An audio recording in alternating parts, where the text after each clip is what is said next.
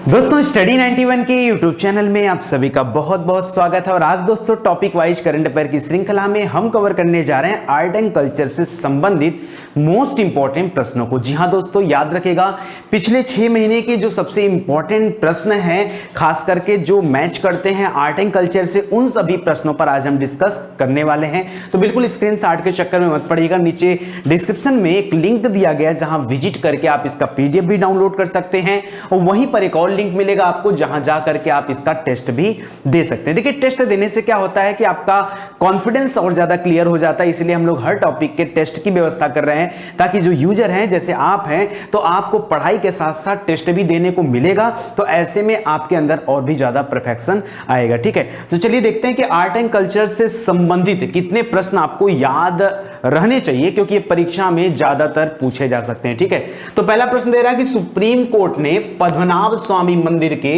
मुख्य प्रबंधन कमेटी में त्रावणकोर के राज परिवार की भूमिका को बनाए रखने का आदेश दिया है और यह मंदिर किस राज्य में स्थित है। देखिए मैं कोई भी प्रश्न ऐसे नहीं पढ़ाता हूं कि सीधा क्वेश्चन आया, उत्तर बताया और चल दिया। ठीक है, ऐसा नहीं, आपको पता होना चाहिए, आपको ये इशू पता होना चाहिए भाई कि सुप्रीम कोर्ट को डिसीजन देने की जरूरत क्या पड़ेगी। दोस्तों मैं आपको बताता हूं, पद्मनाभ स्वामी मंदिर जो है ये केरल में स्थित है।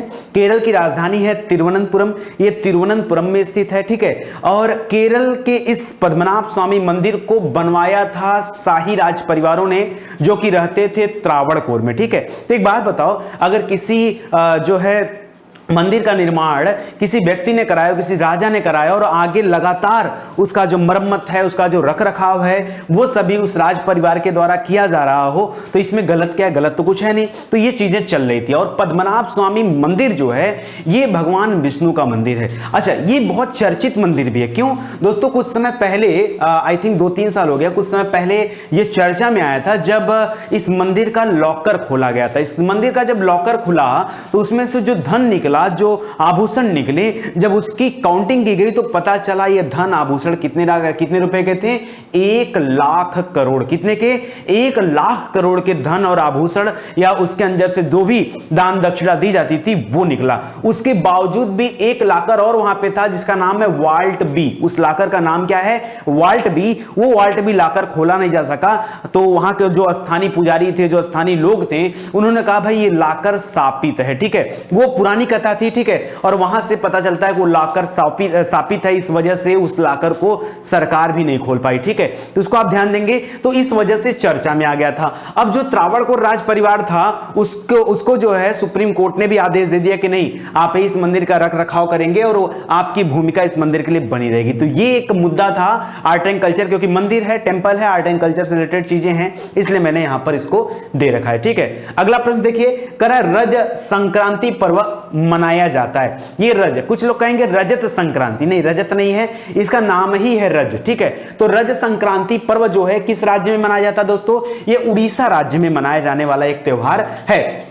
अच्छा, इस पर्व में होता क्या है दोस्तों? इस पर्व में होता ये है कि हर साल 15 जून को जो सूर्य है ये मिथुन राशि में प्रवेश करता है। आप जानते होंगे कि 21 जून को उत्तरी गोलार्ध में सबसे बड़ा दिन होता है। ठीक है, सबसे बड़ा दिन होता है और सबसे छोटी रात। एक बात बताओ, अगर 24 घंटे दिन रात होते हैं, ठीक है, और मैंने आपसे कहा सबसे बड़ा दिन होता है, तो चलो दिन 14 घंटा का हो गया। तो अगर दिन 14 घंटा का होगा तो रात घट करके कितनी हो जाएगी? 10 घंटा की हो जाएगी। यानी सबसे बड़ा दिन का मतलब यह है कि सबसे छोटी रात भी कहां पर होगी? वहीं पर होगी। ठीक है, तो 21 जून को दोस्तों अंतरराष्ट्रीय योग दिवस भी मनाया जाता है। आपको याद है ना, योग दिवस भी मनाया जाता है, तो उसको भी आप याद रखेगा। तो 15 तारीख की बात कर रहा हूं, 15 तारीख से ये क्या करता है? सूर्य एंट्री करता है मिथुन राशि में, और उसी समय जो है रज संक्रांति पर्व मनाया जाता है। एक चीज और यहां पे ध्यान देंगे दोस्तों, ये पर्व स्पेशली खेती किसानी के लिए मनाया जाता है। ये पर्व स्पेशली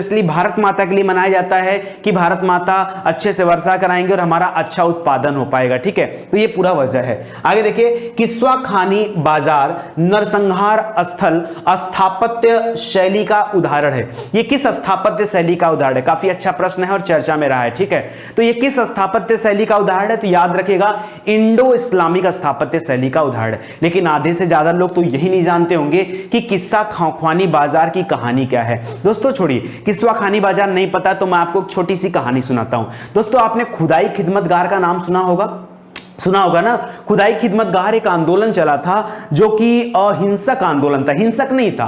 उसकी जो खुदाई खिदमतगार के लोग थे वो महात्मा गांधी को अपना अनुयायी मानते थे, ठीक है, तो किसी तरह का हिंसा नहीं करते थे, ठीक है, तो याद रखिए अहिंसक आंदोलन था, ठीक है। तो ये लोग क्या कर रहे थे, प्रोटेस्ट कर रहे थे कि जो अंग्रेजी सेना थी वो इनके ऊपर हमला कर दी। पेशावर में जगह पड़ता है, पेशावर अभी पाकिस्तान में है, तो पेशावर में जगह पड़ता है किस्वा खानी बाजार, ठीक है, वहां पर 90 लोगों का नरसंहार कर दिया गया था, जिंदा जो है अलग अलग तरीकों से उन्हें मार दिया गया था, ठीक है। तो ये था किस्वा खानी बाजार। तो वो वहां पर जो स्थापत्य कला शैली है वो कौन सा, इंडो इस्लामिक है, तो उसको आप याद रखिएगा। खुदाई खिदमतगार से संबंधित है। 1929-30 के दौरान यह आंदोलन सक्रिय हुआ था, ठीक है। आगे देखिए, अमूर्त सांस्कृतिक विरासत की राष्ट्रीय सूची में सम्मिलित मुदियट्टू का संबंध किससे है? मुदियट्टू दोस्तों एक तरह का आप बोल सकते हो थिएटर आर्ट है, एक तरह का ड्रामा होता है जो आपके सामने लाइव होता है, लाइव ड्रामा होता है। इसमें होता है क्या, महाकाली का रोल अटेंड किया जाता है और दानव का जो है नाश किया जाता है।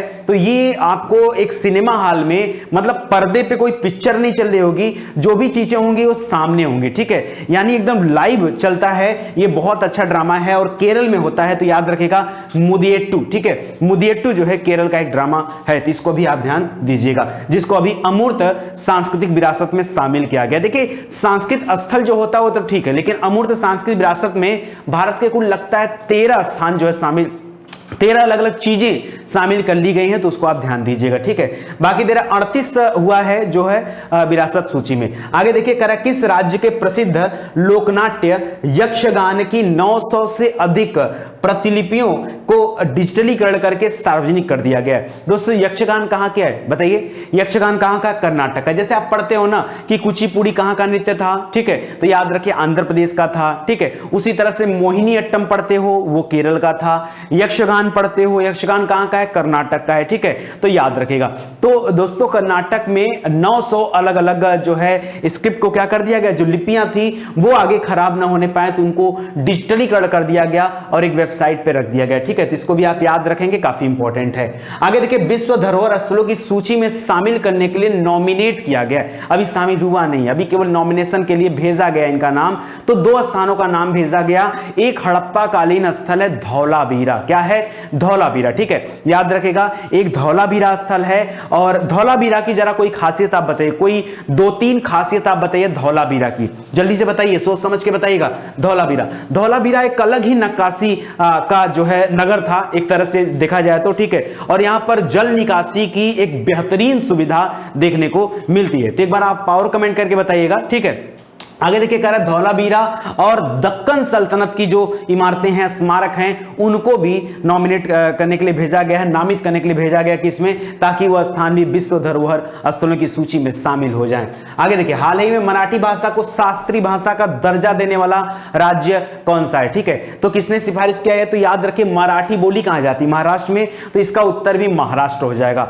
अभी तक दोस्तों सिर्फ और सिर्फ 6 भाषाओं को शास्त्रीय भाषा का दर्जा दिया गया था, जिसमें पहला था संस्कृत। हिंदी को गलती से मत ऐड करिएगा, हिंदी हमारी शास्त्रीय भाषा नहीं है, तो एक है हमारी संस्कृत। उसके बाद आप सीधा दक्षिण भारत में आ जाइए, दक्षिण भारत में कर्नाटक में आ जाएंगे तो कन्नड़, तमिलनाडु में आ जाएंगे तो तमिल, ठीक है। उसके बाद आप आ जाएंगे कहां पर, मलयालम केरल साइड में, उसके बाद आप आ जाएंगे उड़िया, ठीक है। तो ये सभी भाषाएं हैं, इनको आप याद रखेगा। मराठी भी अब इसमें आ रही है, तो इसको भी आप ध्यान दीजिएगा। आगे देखिए, हाल ही में किस शहर के पास 4000 साल पुराने शिल्प ग्राम का पता चला है, 4000 साल पुराने गांव का पता चला है। ऐसा माना जा रहा है कि वह 8वीं शताब्दी से लेकर 8वीं शताब्दी ईसा पूर्व से लेकर 4थी शताब्दी या 5वीं शताब्दी ईसा पूर्व के बीच में यह गांव रहा होगा, ठीक है। तो लगभग 4000 वर्ष हो गया, याद रखिए 4000 साल पुराने गांव का पता चला है। और यह गांव कहां पर है, तो यह गांव है बनारस में, वाराणसी के पास में पता चला है। उस गांव का जो अभी एक्चुअल में उस गांव का नाम है वह है बभनियाओं। कौन सा गांव है, बभनियाओं गांव है, ठीक है। ऐसा माना जा रहा है कि वही शिल्पग्राम रहा होगा जिसका उल्लेख हम लोग इतिहास में देखते हैं, ठीक है। तो इसको याद रखेगा, इंपॉर्टेंट क्वेश्चन है। आगे देखिए इसी तरह के प्रश्न पूछे जाते हैं आर्ट एंड कल्चर में। जो नए नए प्रश्न होते हैं ना, खास करके यही प्रश्न पूछे जाते हैं, तो अभी से ध्यान देंगे तो अच्छा रहेगा। आगे देखिए नगोबा जात्रा एक आदिवासी त्योहार है, यह किस राज्य के आदिलाबाद जिले में मनाया जाता है। ठीक है, तो यह भी आदिवासी समुदाय के द्वारा मनाया जाने वाला एक त्योहार है, और तेलंगाना ही नहीं, तेलंगाना हो गया, उड़ीसा हो गया, और बहुत सारे पूर्वोत्तर भारत के राज्यों में भी मनाया जाता है। ठीक है, तो याद रखिएगा नगोबा जात्रा। दोस्तों इसको स्पेशल एक जनजाति है, और हमारे उत्तर प्रदेश में, उत्तराखंड में, मध्य प्रदेश में हर जगह इस तरह की जनजाति पाई जाती है। आप कह सकते हैं कि भारत की सबसे बड़ी जनजातियों में से एक है गोंड जनजाति। कौन सी जनजाति है?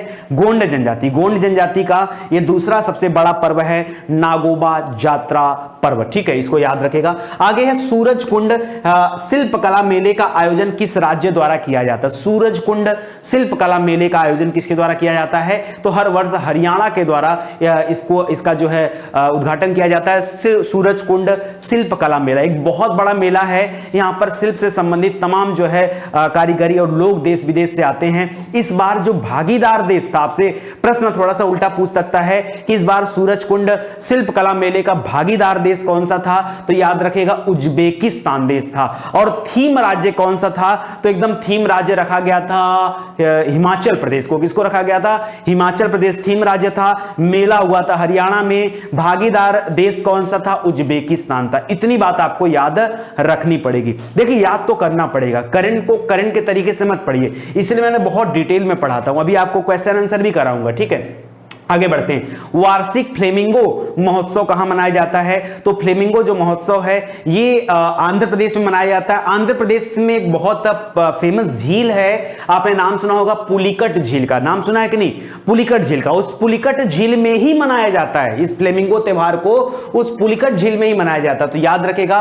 और पुलिकट झील में काफी जैव विविधता देखी जाती है कि उसमें तमाम वैरायटी के मछली और पादप वगैरह देखने को मिलते हैं। ठीक है, वैसे भारत की सबसे बड़ी खारे पानी की झील कौन सी है? तो याद रखेगा कौन सी है, जल्दी से बताइए।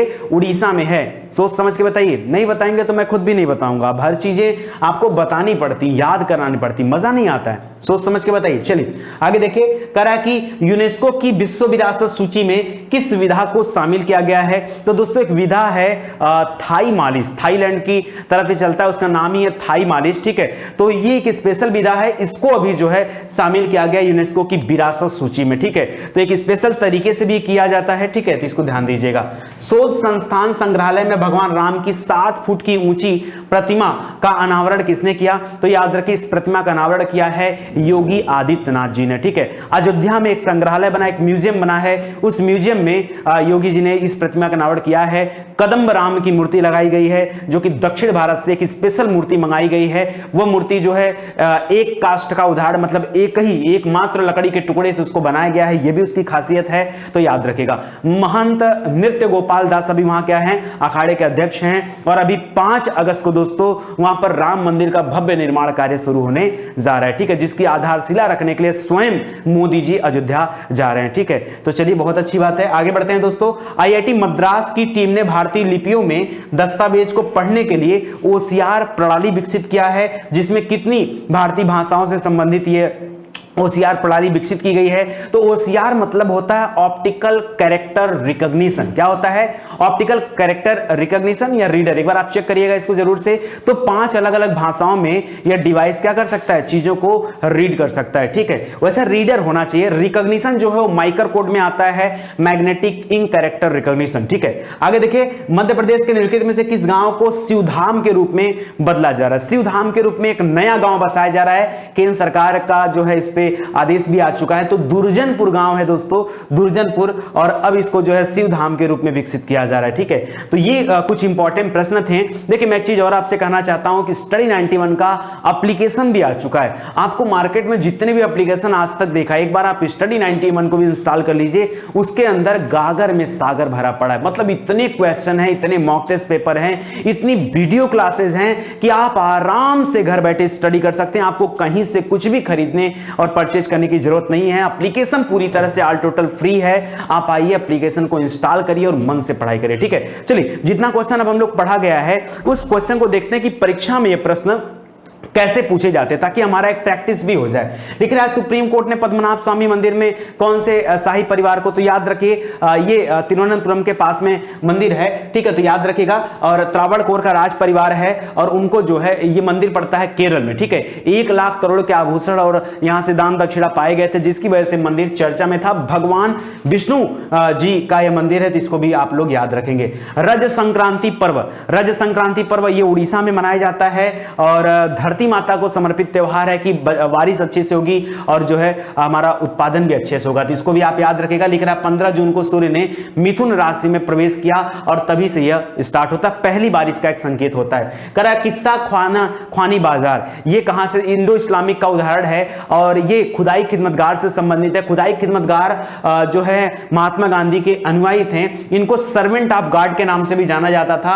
ये 1930 में एक्टिव थे और जो है लगभग 90 बरस इसका बीत चुका और बहुत सारे जो है अनुयायियों को यहां पर मार दिया गया था। आगे देखिए, अमूर्त सांस्कृतिक विरासत की राष्ट्रीय सूची में सम्मिलित मुदियट्टू का संबंध किससे दोस्तों, तो मुदियट्टू यहां पर जो है ये संबंधित है किससे, केरल से। और याद रखें मैंने बताया कि मुदियट्टू में क्या होता है, एक जो है आपके सामने रंगमंच का नाटक होता है, ठीक है, जो कि एकदम सामने होता है, तो आप याद रखेंगे। करा यूनेस्को द्वारा मान्यता प्राप्त कुल 37 मूर्त, देखिए 37 था, अभी 38वें के लिए बात चल रही है, ठीक है, तो ये हो गया है, इसको याद रखेगा। और 13 अमूर्त सांस्कृतिक है, तो उसको याद रखेगा। ये मुदियट्टू जो है अनुष्ठान थिएटर है और इसमें माता काली का एक रोल अटेंड किया जाता है, इसको भी आप ध्यान दीजिएगा, वहां पे लिखा नहीं है। लोकनाट्य यक्षगान जो है उसकी 900 प्रतियों को क्या कर दिया गया, डिजिटलीकरण करके लॉन्च कर दिया गया और ये संबंधित है कर्नाटक से, तो काफी आसान क्वेश्चन है। विश्व धरोहर की सूची में शामिल करने के लिए किन स्थानों को नामित किया गया है, तो 2 स्थानों को नामित किया गया, एक दक्कन सल्तनत की जो इमारतें हैं उसको नामित किया गया, दूसरा है धौलावीरा जो कि हड़प्पा कालीन स्थल है, तो 1 और 2 यहां पर दोनों सही हो जाएंगे। करा किन भाषाओं को शास्त्रीय भाषा का दर्जा दिया जा रहा है, तो तमिल, संस्कृत, कन्नड़ तो पहले से है, मराठी और हिंदी नहीं है, हिंदी तो हो ही नहीं सकता शास्त्रीय भाषा, मराठी को दर्जा दिया जाना है, तेलुगु, मलयालम ये भी हो गए। इस तरह से कुल 6 इनकी संख्या हो जाएगी, तो इसको भी आप याद रखेगा। किस शहर के पास 4000 साल पुराने गांव का पता चला है, तो बभनियाव गांव है बनारस में, वहां पर इसका पता चला है। पता है ये भी है कि इसे शिल्प ग्राम के बारे में बताया जा रहा है, ठीक है, कि पुराने समय में जो शिल्प ग्राम था वो यही था। बाकी आपने सुना होगा बुद्ध जी के काल में महात्मा बुद्ध ने अपना पहला उपदेश भी कहां दिया था, सारनाथ में दिया था। सारनाथ उस समय ऋषि पत्तनम के नाम से जाना जाता था। सारनाथ में एक स्तूप भी है, बड़ा फेमस है, परीक्षा में पूछता रहता है, धमेक स्तूप। कौन सा है, धमेक स्तूप है, उसको भी आप याद रखिएगा, ठीक है। आगे बढ़ते हैं। नागोबा जात्रा आदिवासी एक पर्व है एक तरह से, ये कहां पर मनाया जाता है, तो आदिलाबाद तेलंगाना में मनाया जाता है। नागोबा गोंड जनजाति का दूसरा सबसे बड़ा पर्व है और ये कई स्थानों पर मनाया जाता है, ठीक है, जहां जहां गोंड जनजाति वहां वहां पर ये मनाया जाता है। सूरजकुंड शिल्प कला मेला जिसका आयोजन हरियाणा करता है, थीम राज्य इस बार कौन था, हिमाचल प्रदेश था, और भागीदार देश कौन सा था, तो याद रखेगा उज्बेकिस्तान था, तो ये आपका सही उत्तर हो जाएगा, ठीक है। आगे देखिए, वार्षिक फ्लेमिंगो महोत्सव पुलिकट झील में मनाया जाता है आंध्र प्रदेश में, तो याद रखेगा यहां पर जो कथन दे रहा है, लिख रहा है यह महोत्सव आंध्र प्रदेश के नेल्लौर जिले में पुलिकट झील में मनाया जाता है, सही है। यह जैव विविधता एवं मछली, झींगे, प्लैंकटन और उच्च बायोमास के लिए झील प्रसिद्ध है, भी सही है। पुलिकट झील देश की सबसे बड़ी खारे पानी की झील है, यह तीसरा वाला कथन गलत हो जाएगा क्योंकि चिल्का झील है, ठीक है, तो याद रखेगा उड़ीसा में है, वो खारे पानी की सबसे बड़ी झील है, ठीक है। हालांकि पुलिकट भी खारे पानी में है लेकिन वो सबसे ज्यादा नहीं है, ठीक है। यूनेस्को की विरासत सूची में किस विधा को शामिल किया गया है, तो थाई मालिश को दोस्तों इस विधा में शामिल किया गया, जिसमें अंगूठे और अलग अलग जो है पॉइंट से, हाथ से, पैर से, कूहनी से इसका इस्तेमाल करके अंगों की खिंचाई की जाती है, ठीक है। कह शोध संस्थान संग्रहालय में भगवान राम की 7 फुट की प्रतिमा का अनावरण किसने किया है, तो योगी आदित्यनाथ जी ने किया है। यह शोध संस्थान है कहां पर, तो अयोध्या में है। अब अयोध्या में राम मंदिर का उद्घाटन होने जा रहा है 5 अगस्त 2020 को, ठीक है। IIT मद्रास की टीम ने भारतीय लिपियों को अलग अलग भाषा में होशियार करने के लिए टेक्निक बनाया, 5 अलग अलग भाषाएं हैं, तो इसको भी आप याद रखिएगा, ठीक है। कह मध्य प्रदेश के निम्नलिखित में से किस गांव को शिव धाम के रूप में बदला जा रहा है, तो दुर्जनपुर जो गांव था दोस्तों उसको शिव धाम में बदला जा रहा है, तो उसको भी आप याद रखिएगा, ठीक है। आज के लिए बस इतना ही, ज्यादा क्वेश्चन मुझे मिला नहीं, इस वजह से मैंने लिमिटेड रखा है यहाँ पर। हालांकि पिछले 6 महीने के जो भी इंपॉर्टेंट क्वेश्चन है वो यहाँ पर दिए गए हैं, ठीक है। आगे इसी तरह से हम लोग एक नए टॉपिक के साथ आएंगे और फिर से आपसे चर्चा करेंगे। दोस्तों इस टॉपिक वाइज करंट अफेयर की सीरीज से आप बने होंगे, मुझे लगता है 11वीं 12वीं सीरीज जिसमें चल रही है, और आप बने रहे। मैंने आपसे कहा था कि कम से कम 20 सीरीज इसका मैं दूंगा ताकि हर एक टॉपिक पर आपका कॉन्सेप्ट क्लियर हो जाए। अगर आप पहली बार ये वीडियो देख रहे हैं तो पीछे जितने टॉपिक वाइज करंट अफेयर के वीडियो बनाए गए हैं वो जाकर के देख लीजिए, आपको समझ में आ जाएगा। आज के लिए बस इतना ही, मिलते हैं अगले लेक्चर में, तब तक के लिए जय हिंद, जय Bharat. Thank you so much.